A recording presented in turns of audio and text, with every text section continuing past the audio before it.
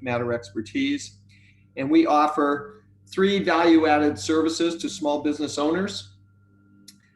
First of all, we offer free one-on-one counseling that you can get by face-to-face, but in these COVID times, we do it by video. We also can provide mentoring by telephone and email.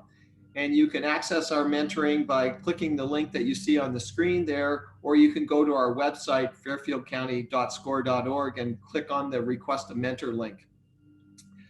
Our second value-added service is educational workshops and webinars. We offer about 150 throughout the year, similar to this one, and you can access those live, or you can also get them off our website on an on-demand basis at fairfieldcounty.score.org.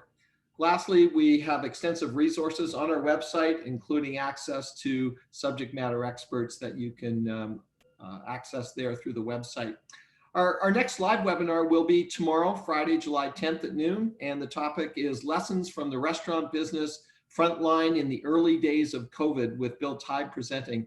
And you can find more specifics, again, on our website, fairfieldcounty.score.org.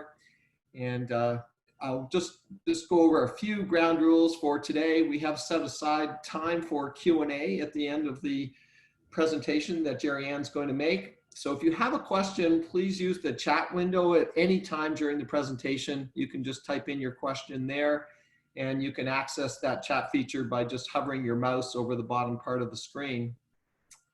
Our webinar will end sharply at 1 o'clock to respect your time. The session is being recorded, and a link to the recording will be available on our website within the next 48 hours or so. It's now my pleasure to introduce our speaker, Jeri Ann Cook. As the owner and managing partner of Sunstone Bookkeeping, LLC, Jeri Ann combines her financial management and organizational skills to provide cloud-based bookkeeping services around the country from her office in Stratford, Connecticut. She received her MBA from A.B. Freeman School of Business at Tulane University, is a certified advisor for QuickBooks Online and Xero, and is a member of American Institute of Professional Bookkeepers and the Institute of Certified Bookkeepers of the USA. It's now my pleasure to turn it over to Jeri. Jeri, all yours. Thank you. Nice to be here with everybody. Again, my name is Jeri Ann Cook, and today I'm going to be presenting the care and feeding of your business finances. Now, just a good warning, it's not going to be an exhaustive, overly detailed instructional seminar on how to operate accounting software or classify things for your tax accountant, but it is going to give you an overview of a bookkeeping system to keep your business healthy and happy. So a little bit about me. As mentioned, I am the co-owner of Sunstone Bookkeeping, LLC. I'll talk a little bit more about that on the next slide. I earned my Bachelor's of Arts and my Master's of Business Administration from Tulane University. I am a member of the BRBC, the Bridgeport Regional Business Council, as well as a board member of the BRBC's Women's Leadership Network. I'm also currently owned by 3 cats and 2 dogs who like to keep me company in my workplace here at home. And we at Sunstone are committed to helping people getting comfortable with and control over their financial lives, both personal and business. Money is everywhere, and it shouldn't be scary or intimidating. We should be able to use money to live our best lives possible. So a little bit about our firm. We are, as mentioned, based in Stratford, Connecticut. So while we do have clients in the local area, we also work with clients around the country. We are a cloud-based bookkeeping firm. We offer services using QuickBooks Online and Xero. And we currently have 2 partners, myself doing marketing and strategy, and my husband, who has that little alphabet soup after his name. Basically, he's really good at finance, handles our operations and analysis. So we're going to start off with a brief definition of bookkeeping. Bookkeeping is technically the recording, classifying, and reporting of all financial transactions in your business.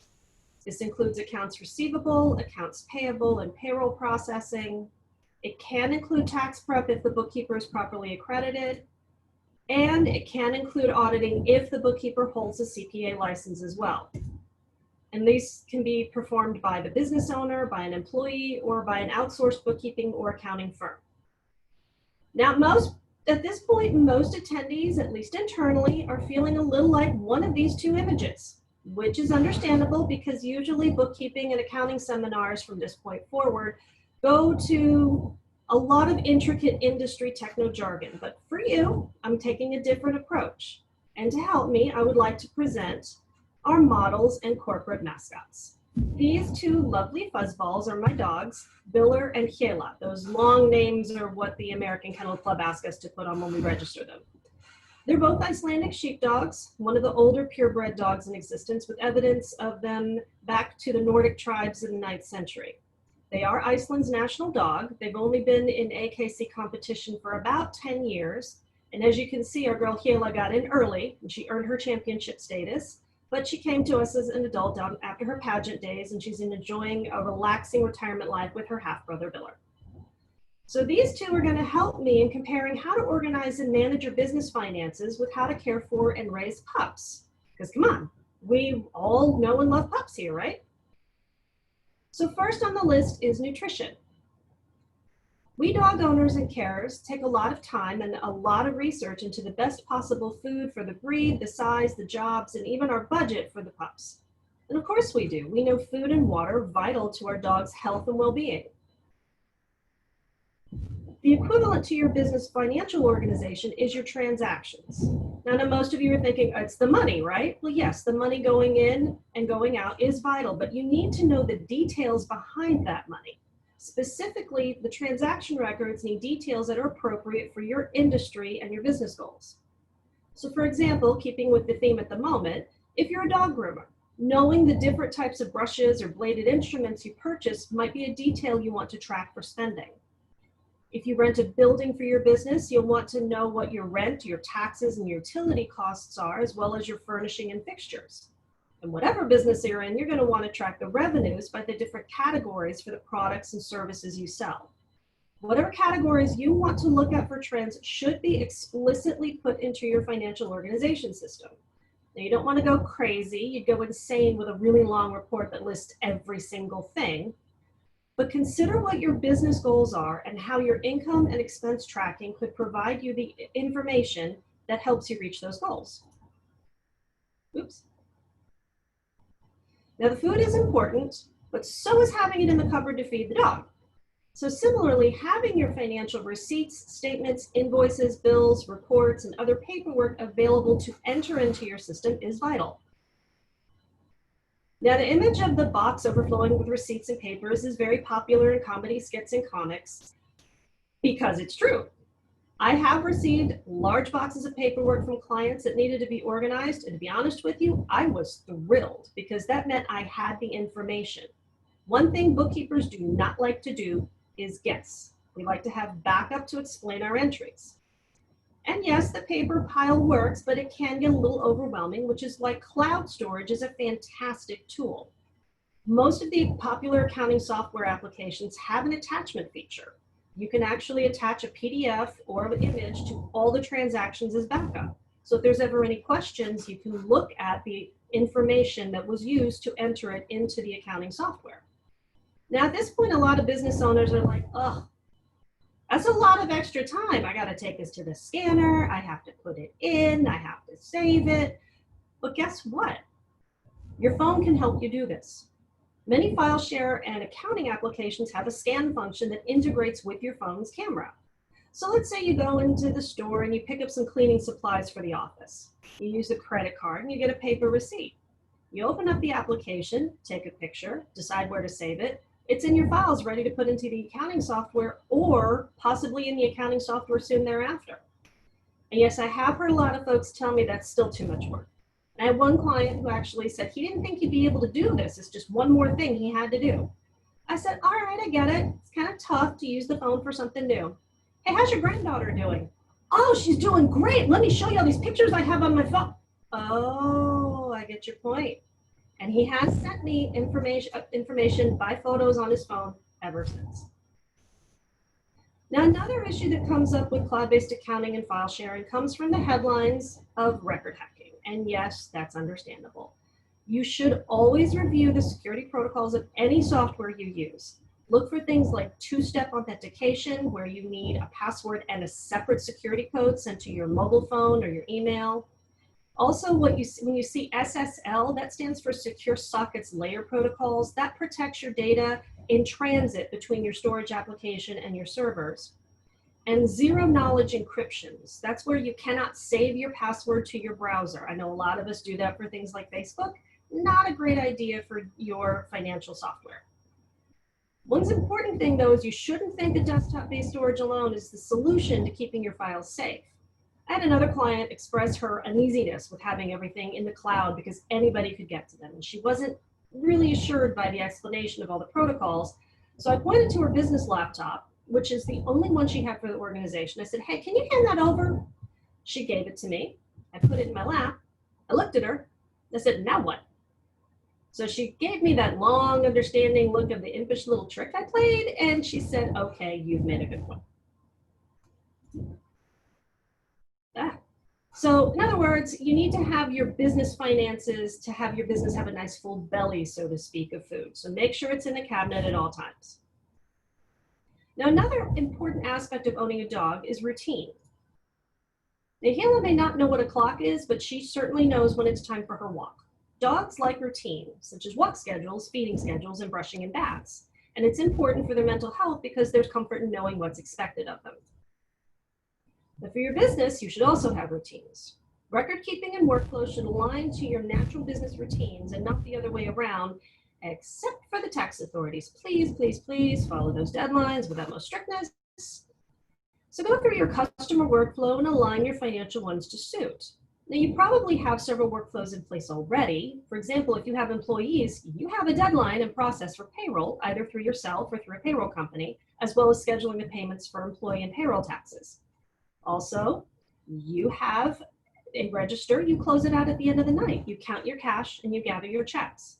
One thing you should also be doing is noting your credit card sales in total, because you're going to reconcile those with the amount sent to you by the bank or to your bank by the processor. Of course, some other ones are scheduling a day to pay bills, to send out invoices, to reconcile your bank accounts, review your business progress, etc. Your scheduled flows will keep things running smoothly. Your employees are going to know what's expected of them for financial obligations, and your vendors and your tax authorities are going to appreciate timely payments.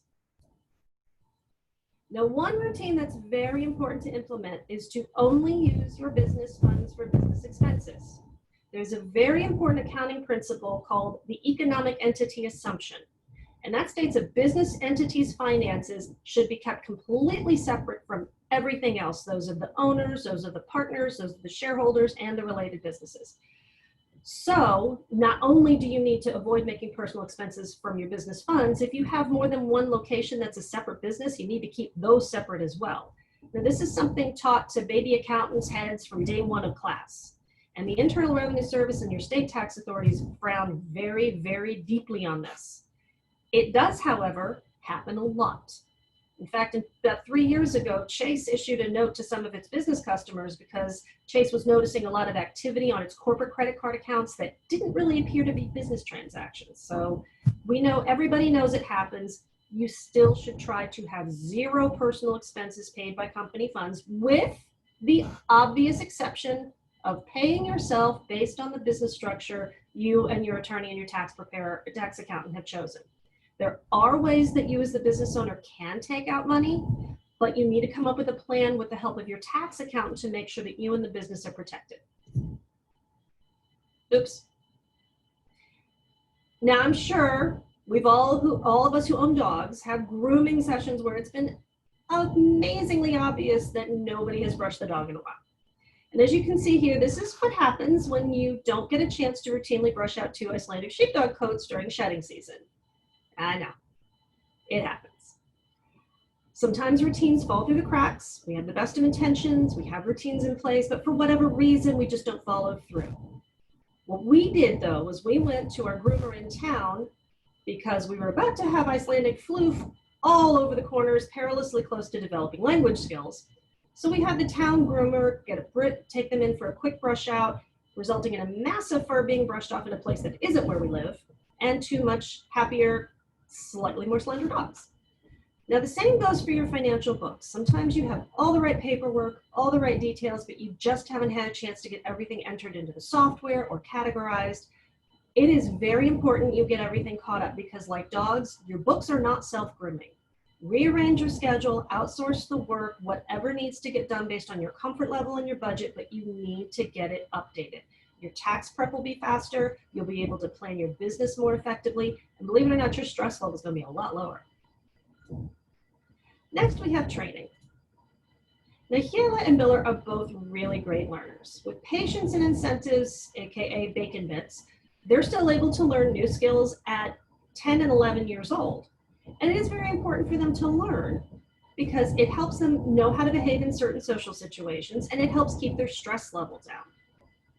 So for your business, I'm not saying you need to, learn, sit and stay, but you do need to learn basic education on accounting and bookkeeping topics for your industry, as well as whatever accounting software you're going to be using, either an application specifically for accounting or some business management software have accounting modules put in.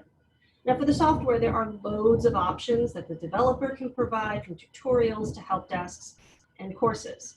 But for bookkeeping, it's not necessarily you get your certification or degree, but learning the fundamentals will help you get a picture of what shape your business is in. And it will reduce your stress levels a little bit because when you look at the finances, the information will be familiar. So to give you a quick start, here is some basic information on the accounting equation, double entry bookkeeping, and a few examples of how the transactions of starting a business look. And I do promise this will be probably the most jargon-esque part of this. I will keep it as easy to understand as possible. So the accounting equation is the basis for everything. Assets equals liabilities plus owners or shareholders' equity. That's a lot of jargon. We're going to put that in simpler terms. What the business owns equals what the business owns plus what's left over for the owner. Okay. All of your business assets, the building, the tools, the tables, the fixtures, the cash, the equipment, the furniture, all of this came into your business in one of two ways. Either by loans or credit taken out by the business, that would be the liabilities, or the owner putting money into the business by contributions or by earning revenue, which would be the equity. So in theory, if you have a business that buys everything with cash, never takes out a loan or a line of credit, assets would equal the equity. And if a business buys everything on loans and lines of credit and broke even every month, assets and liabilities would equal each other. Most businesses are a mixture of the two. Some assets are purchased with cash, some with credit, so the assets equal a total of the two. Now, every accounting software will have what's called a chart of accounts. That's just accounting jargon for a category. Bookkeeping systems place the transactions in these categories, and the complete list is known as the chart of accounts. It's not just a long laundry list, though. There's 7 general categories of accounts. You've got the 3 we just mentioned: assets, liability, and owner's equity. You have revenue and expenses, which you'll see on an income statement, and gains and losses, which come from from bringing in an asset and then selling it either for a gain or a loss. And to make it easier, sometimes you'll see them coded with numbers. Now, you've also probably heard the terms debit and credit in passing when someone's talking jargon on accounting and bookkeeping, and it may sound very confusing. Here's what they mean. I'm not kidding. Debit equals left, credit equals right. Seriously, that's all it means. Left and right. There's really nothing more to it. The one important thing you have to remember at all times is the total of debits equals the total of credits. This will become more clear in a few minutes. Now, all accounts, all categories have what's called a normal balance. All that means is positive. An account will be normally positive on one side of the accounting equation or normally positive on the other side. There's no negatives in accounting as a rule. That will become clear in a few minutes when we go over the examples of the transactions. So the groups that are normally debit balance, meaning if you have a positive balance, it'll be on the debit side, are the assets, expenses, and losses. And the normal credit balance will be liabilities, owner's equity, revenue, and gains. Oop. Now what's important though, if you are recording a decline in one of the accounts, like you're taking money out of it, you don't subtract from normal, you add to the other side.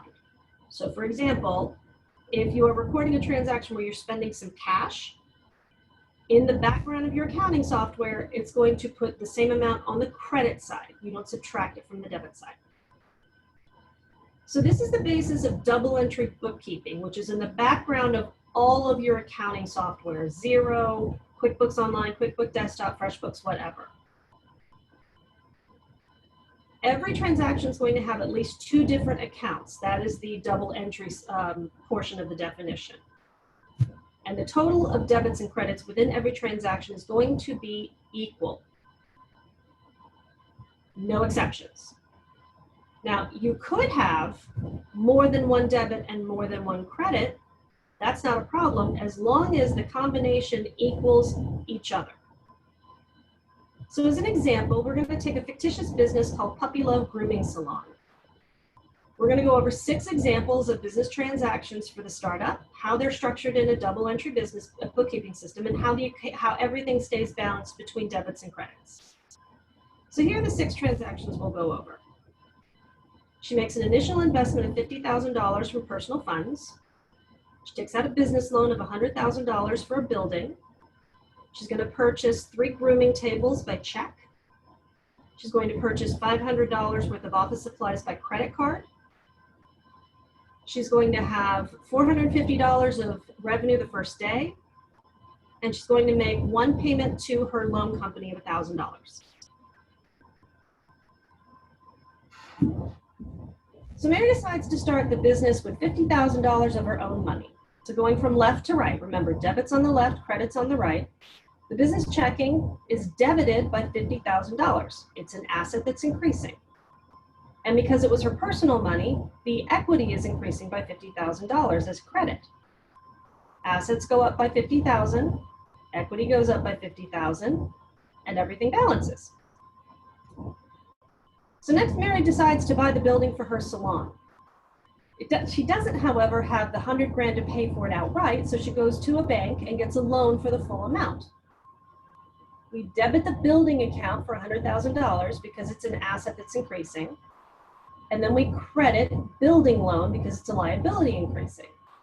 Assets went up by $100,000, liabilities went up by $100,000, everything balances.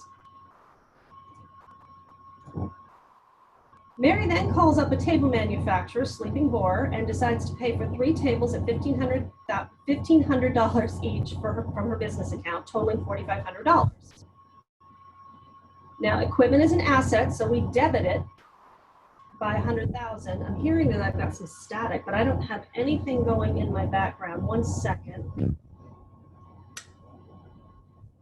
Is this better? I'm going to keep going. I'm still hearing it, Jeri Ann. I don't have anything going on my end. Okay. It's almost like we've got something going across a mic or something. My mic is completely clear though. That's really strange. Well, just you're gonna have to push forward, I think, because I don't know what else. Fine. Is this better? About the same. Oh, that's weird. I just went closer. All right. I'm going to continue with this slide, if that's okay. Yeah. Is your sound set too high or anything like that? Were you getting some feedback? None, not at all. Okay. Got all of my Wi-Fi devices off too. Anyway, so I'm going to continue with this.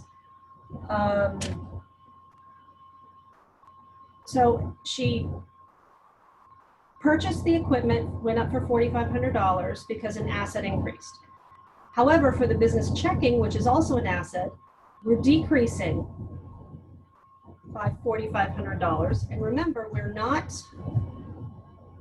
actually taking it out of debit, we're putting it into credit because it's decreasing. So what happens in this particular situation is we have one asset going up by the same amount that another asset is going down, which means we have a balanced transaction. Now, Mary's bank account offered her a great rate on a business credit card, so she decides to head over to the local office store and purchase $500 worth of office supplies. So in this transaction, It's an expense of $500 for office supplies, and the $500 for her credit card payment goes on the liability side because it's a short-term loan through a business credit card. $500 has been debited, $500 has been credited, balance in the transaction, so we're moving forward. Now, Mary had $450 paid in cash on the first day. Does not usually happen, but we're making this simple for today's seminar. So we debit the business checking account by $450 because an asset increased, and we credit the sales account by the same amount because a revenue account increased. Debits equals credits, and we're done with this transaction.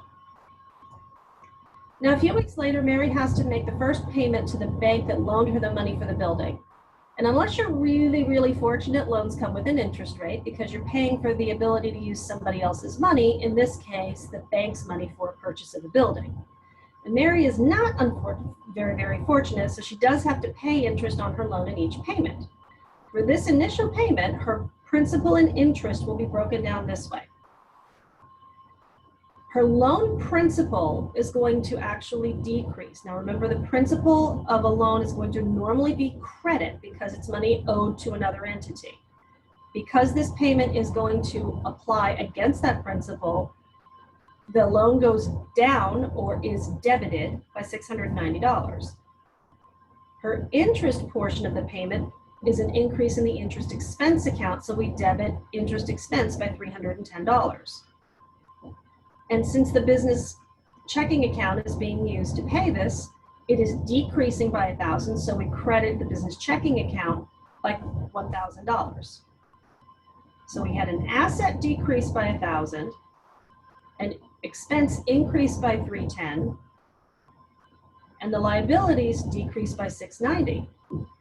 Both sides equal out. 1,000 and plus 310 is minus 690. Liability is minus 690. And so everything balances. Now there's a few tricky transactions that I've come across where business owners were not making this correct. So I'd like to go ahead and get these cleared up. Sales tax is a little tricky because it's money coming into your bank account. However, it is not an expense that you're paying out. It's actually a liability. You are holding on to the sales tax on behalf of the state of Connecticut or whatever counties or town taxes you might have. So technically it's cash in your account, but it is cash that you owe to somebody else. So your books need to show that liability, not an expense. Now, if you have inventory, inventory is also not an expense. Inventory is an asset. You're technically exchanging cash for something else that's going to bring the business revenue. So it's your asset until you sell it. Now, once you sell that inventory, if it's at retail, you're going to have the difference between what you paid for it and what you sold it for, called cost of goods sold. But that's more detail than we need to go into. Now, if you have payroll, you're going to normally see two amounts come out of your payroll. One is going to be for the net payroll check, and the other is going to be for the taxes you pay out.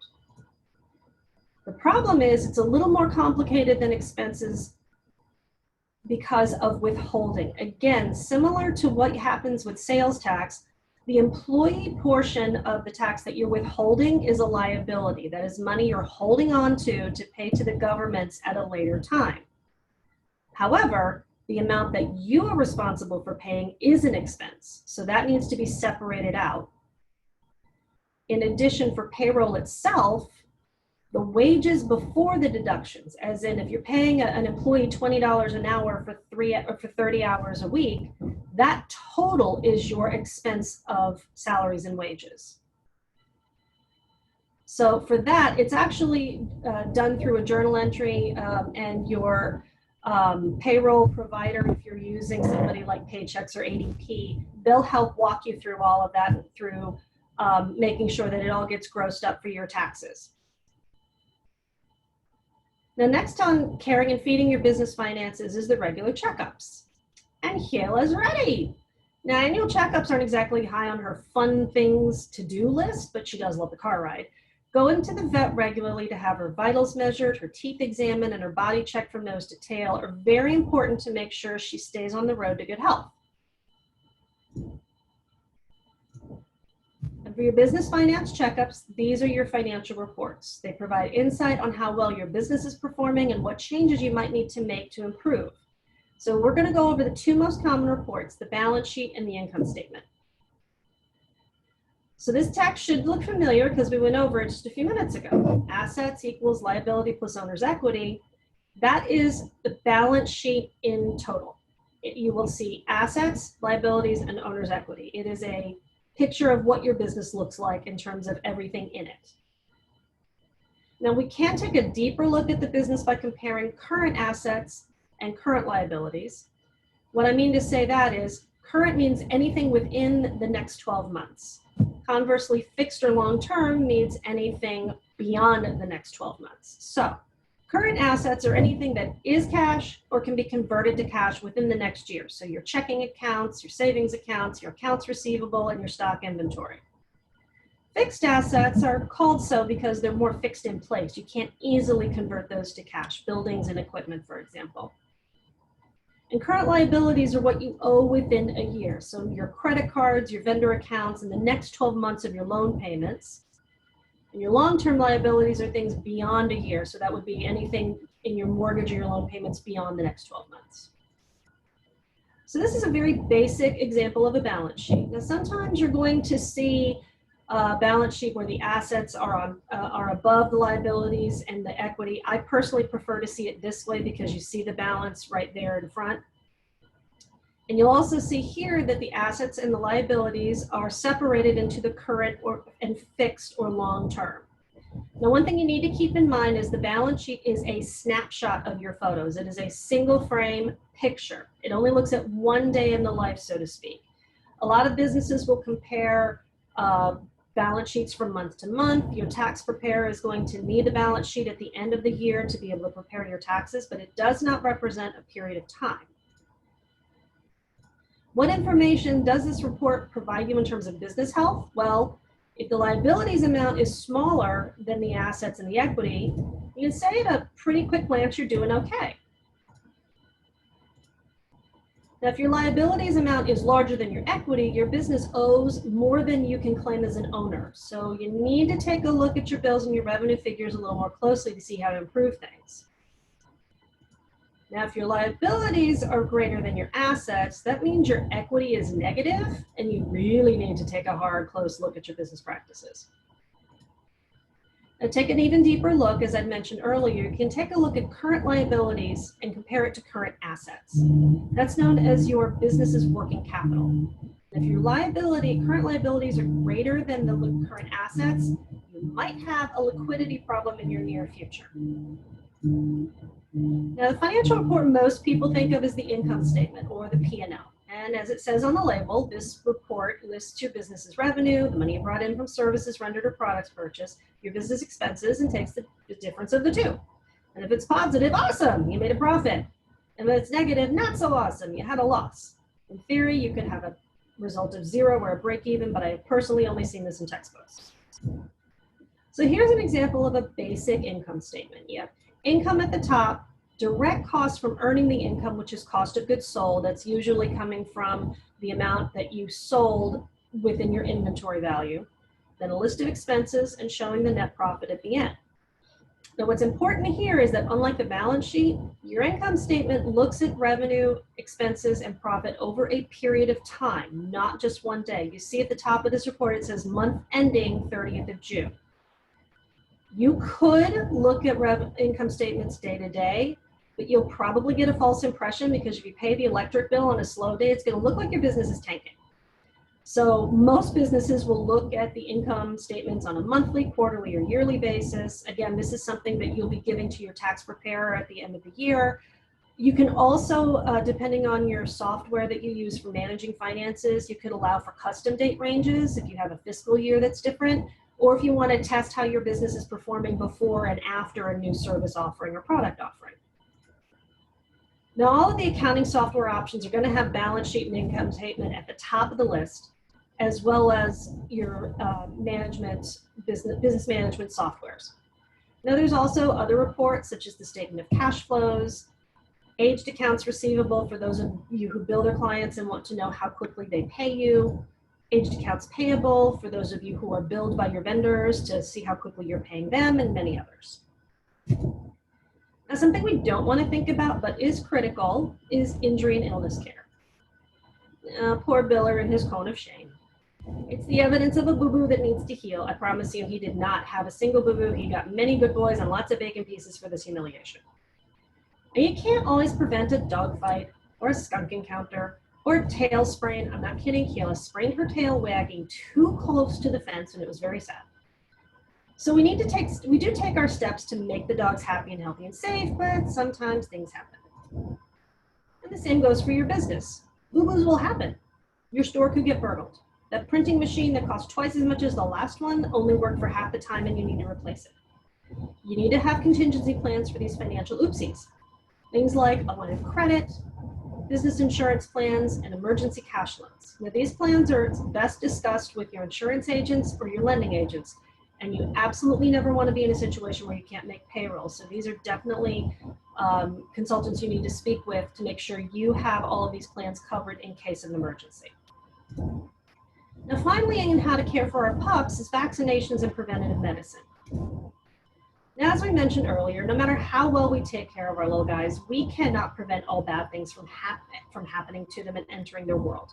We don't want to think that our pets could get any diseases. Goodness knows we keep our house clean and we keep our yard clean, but we can't prevent everything. What we can do is take precautions, like vaccinations, preventative medicines like heartworm and bug repellents to keep the bad things from getting onto or into these little guys' bodies. Now, in business, we call these preventative measures internal controls. Now, there are external controls, which are the parts of your business that are controlled by the external entities such as the legal system and government. But internal controls are what you put into place to safeguard the business. Now, most of these are familiar to everybody: passwords, firewalls, keys on the door, keys on the money box. But I want to talk about the ones that are going to make you uncomfortable, particularly measures to prevent employee theft and fraud. Now, I know you hired your employees because after the application and interview process, you feel you can trust them. Otherwise, why would you bring them in? But trust can only go so far. Now, to understand why these are vital to prevent financial harm to your business, we're going to go over a concept known as the fraud triangle, which was developed by a criminologist named Donald R. Cressy. Now, according to Cressy, the process that precedes fraud goes something like this. An employee feels some sort of personal financial pressure, sees an opportunity to perpetuate a crime, is able to rationalize the crime, and then commits the crime. So we're going to go over a few scenarios. So the first one, my husband's gambling debts are going to ruin us. The boss put me in charge of the petty cash box and never checks the receipts. I'll pay the money back as soon as the gambling debts are under control. Next example, my son needs really expensive dental work. The boss gave me the cash sales to bring to the bank and just told me to fill out the slip myself. I haven't had a raise in so long, it's ridiculous. Last one, I've got to get a better apartment. The crime in my neighborhood is getting worse. The boss never asks me for details on my expense report reimbursements. They'll never miss this amount of money. It barely makes a dent in the bottom line. I'm sure you could think of even more creative examples, but I hope they're not from personal experience. So what can you do? Well, there's absolutely nothing you can do about the pressure or the rationalization. Short of taking full responsibility of your employees' lives, you have no impact on their pressures. And you cannot get into your employees' minds to affect their rationalizations. But what you can do is take away the opportunities for them to commit a crime. You create and implement procedures that will prevent them from committing any fraud on your business. So here are some basic options for this. You can require two-party verification of bank deposits and cash register drawers. That's where you have one person count the money and you have somebody else verify that that's what the amount was. Do not let people share passwords on the computer systems, especially if you have a point of sale system. I actually had somebody who runs a point of sale system come to me and say, I can't figure out how to help my customer because She told me she gives the same password to 7 different people for the cash register. There's no way to figure out who might have been stealing money from them because they can't prove it was one particular person. You should limit the access to the bank and the credit card accounts. If you have an outsourced bookkeeping service, you can actually give somebody access to what's called read-only. Most major banks and credit card firms will allow you to add a user that will only be allowed to see things and not be able to move money around. The same goes with most point of sale softwares and business management softwares. Outsource your payroll. Payroll tax theft is a huge problem. If you can't outsource it, segregate the payroll.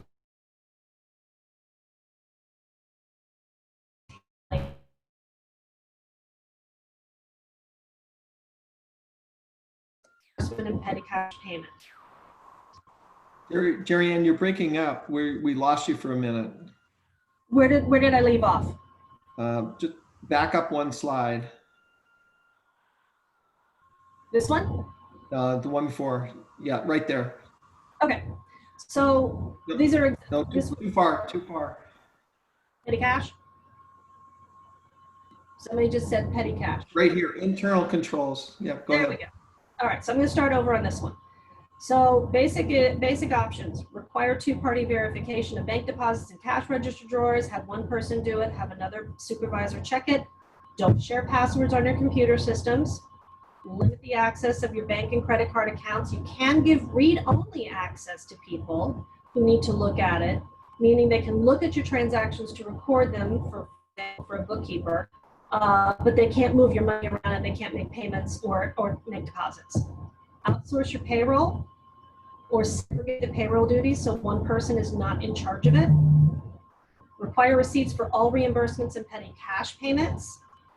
And have employees record the manual cash drawer openings. Yes, I know a lot of businesses have you open the drawer and pull out money for basic expenses. Just start keeping a record of when that happens. And finally, start as early as you can to get systems and procedures into place. Now, this is little Biller when he was 15 weeks old. He was taking a break from wreaking havoc with his teeth on a backyard stick. But by this time, we had already taught him, and he'd already easily learned how to sit, lie down, stay, speak, and rest quietly in his crate. With puppies, early working care is essential for them to grow up to be happy, healthy, well-behaved adult dogs. And so it goes with your business. If you start early, you can put these plans into place and get going. So the dogs have put in a lot of effort here, and it's time for them to have a well-deserved nap. And I think they did a great job helping out. So in conclusion, business bookkeeping is about more than just balancing your checkbook. Your business financials need a good foundation and ongoing care to help you raise a healthy, thriving business for you to enjoy for years to come. So I appreciate everybody joining on this webinar. I'm happy to answer questions, and I do apologize. I don't know what's going on with sound. We had conversations earlier that on the webinar or on the system that didn't have any problems, so I'm not quite sure what happened. But I'm happy to take any of your questions now. So I'm going to scroll. What's the best way to do this? Should I just scroll up? Well, we'll just take the questions here. I'll just moderate them, and thank you very much. We are going to use the remaining time for questions. We have a number of questions here. If you reminder, if you have questions, you can submit them through the chat feature, and we'll take as many as we can up to the top of the hour. So maybe I'll just start off here, Jeri Ann. There's one here from Michael. Is every business, no matter how small, required to keep accounting style books of assets and liabilities? Well, okay, if you're running I'm not a tax professional. The best way to, if you look at your Schedule C, you're going to have more of what came in, what went out. What I do suggest for everybody is even just the basic double entry accounting, because you want to make sure you keep track of the money that comes into the business and how it came in, because then you're going to know how much your business is owned by you and whether or not you're in the hole personally versus the business. I mean, if the business is not running a profit, that's one thing. If you are losing money because you keep putting money in and you're not getting enough back out in revenue, that's a different situation. That's where your balance sheet comes in. So I recommend it, even if you just start to do something within Excel. There are a lot of templates out there. There's other very much simpler accounting programs like Wave and FreshBooks that are also very good. I really recommend, if you plan on growing this into a good business, definitely have double entry bookkeeping, definitely have a balance sheet. And it starts from the very beginning, as we saw in the earlier slides for the grooming salon. First thing that happens is money goes in to the checking account and it's recorded in balance as either a loan or an asset or an equity, depending on where the money came from. And once you start from the beginning, it's just a very good foundation to know, okay, I put this much money in and I keep losing my equity or I keep gaining my equity over time through profits or losses in the business. Does that make sense? No, that's great. Perhaps a related question again from Michael. Must every business give every customer an invoice? I would say that's a very good practice, mainly because it shows exactly what the customer is getting for a certain amount of money. Now, if you're talking about are we talking about an invoice or a receipt? Because they're two different things. An invoice is something that gets paid at a later time, and a receipt is proof that we gave you X and you gave us money. I think the question was related to invoice. Okay, it depends on what your business practice is. I mean, for a retail store, unless you're going to be extending credit to your customers, you're going to be on a sales receipt day by day by day. But if it's a job that you are getting a deposit on and you're getting paid later, an invoice might be the best way to go. But regardless of which one you do, you definitely want to make sure that there is an explicit list of what was exchanged for money, either a list of services or a list of products or a combination of the two, and that there's a record of what was agreed to between the two parties, the buyer and the seller. Okay, that's great. That's very helpful. A couple questions on expenses. Is the monthly credit card statement that you receive an acceptable record for expenses? No, it is not. No, the IRS has stated that the receipts from the time of the transaction are the record. All the credit card statement is a list of what you agreed to pay the credit card company. And they keep a record of that for you, saying, all right, within the last 30 days, you spent this much at Best Buy, you spent this much at the restaurants, you spent this much on your utility bills, and now you owe us money. The receipts at the time of the transaction are what are required if you ever have to get into a position where you're defending yourself to the IRS. That's your proof of purchase. I think that's great. That's very, very clear. If you have a home office and have allocated office space, how do you apportion phone, electricity, internet service, those kinds of things? That is through a specific set of calculations that's available on the IRS. I'm not a tax preparer, so I don't have all of that at the top of my head, but I do know that there are a lot of calculations available through the irs.gov, as well as a lot of other tax preparer sites. But there is a calculation to it. I would personally, if I ever did it, I don't do that now because my house is sized such that I don't think I would get enough of a benefit from trying to do all the calculations to get a deduction for it. But definitely do a lot of research into it. It's definitely worth investigating. Just make sure you do it carefully. Okay, that's great. There's a question here on when you were talking about earlier about employee withholding taxes, and it says, is employee withholding a liability for the employer or the employee? For whom is it a liability? I think it's fairly clear, but go. Well, no, that's okay. What happens is when you pay an employee, you pay them a certain wage. And then the payroll taxes are withheld from, the payroll taxes withheld from their account go into your checking, are technically kept in your checking account because you're not paying that. You are withholding that for the employee. So it is on your balance sheet until it is paid to the tax authorities. If the employee was not having any withholding, then it would be a liability for the employee. But because you, as their boss, their employer, are withholding that on their behalf, it sits on your balance sheet until it is paid over. Okay, I think that clears that up. We have a QuickBooks question from VJ, who says, my version of QuickBooks 2016 is no longer supported according to Intuit. Should I purchase the update if I plan to retire in the first quarter of 2021? And if I purchase an update, would that be recorded as a business expense? Which I think well, on the second part of that, yes, it absolutely is a business expense.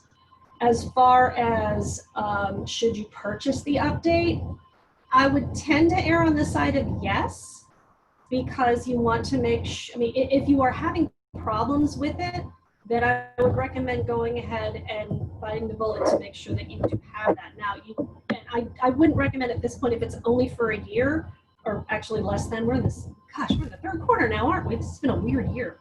I would say, yeah, I would go ahead and do it. Try to find, the most basic version of QuickBooks. I'm assuming you mean QuickBooks Desktop.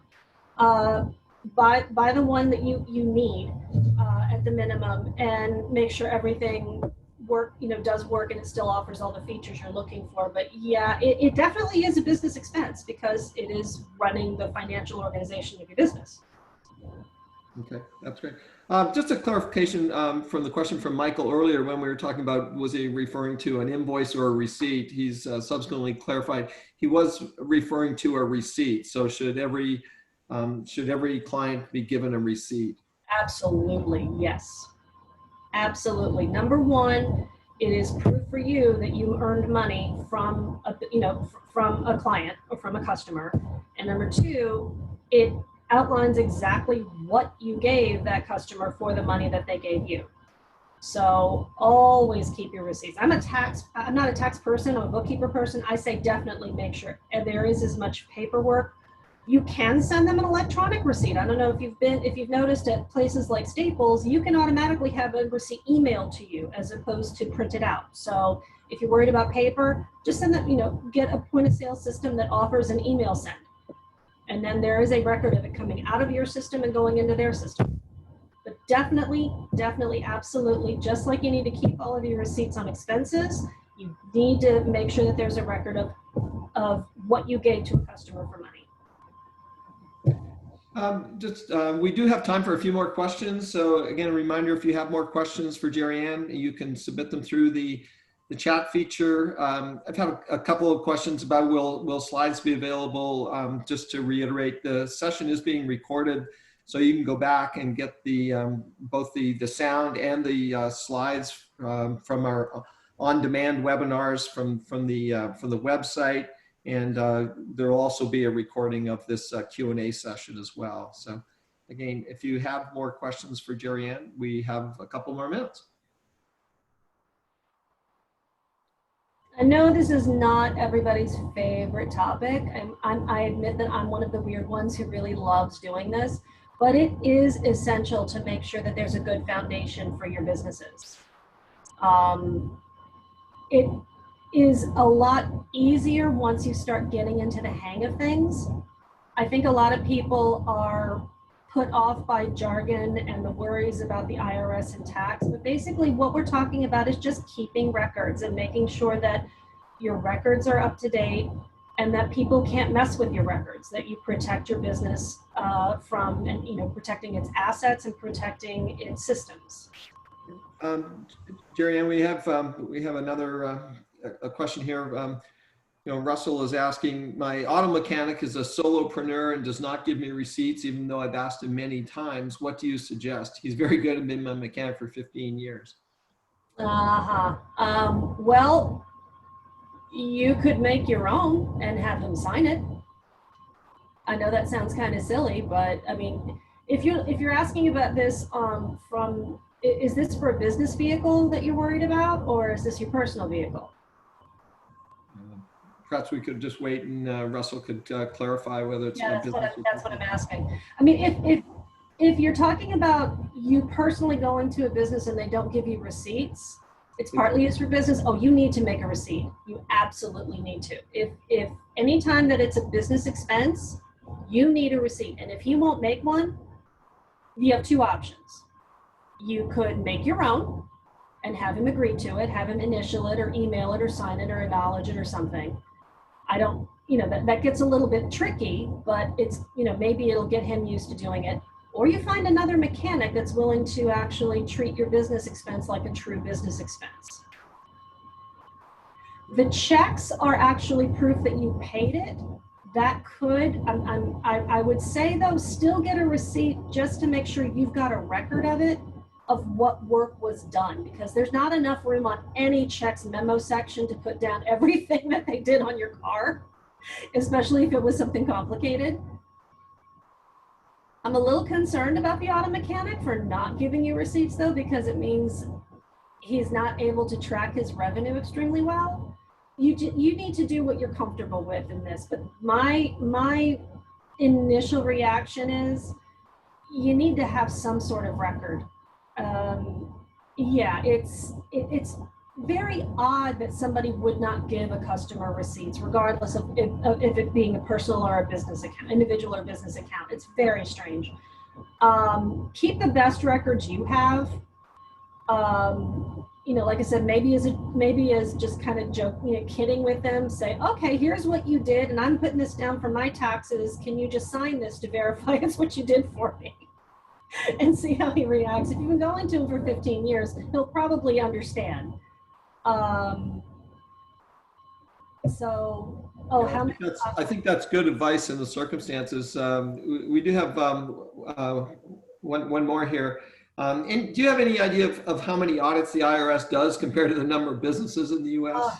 No, and if I knew that number, it might scare me. So in one direction or the other, I might look at it and say, oh, that's not much. What are my chances? No. Or I might say, oh my God, that's too much pressure. Just act as if it could happen. It's one of those contingency kind of things. It's not the same as going out for, making sure you have emergency lines of credit, but the better your record keeping, not only is it good for, well, what happens if I get audited?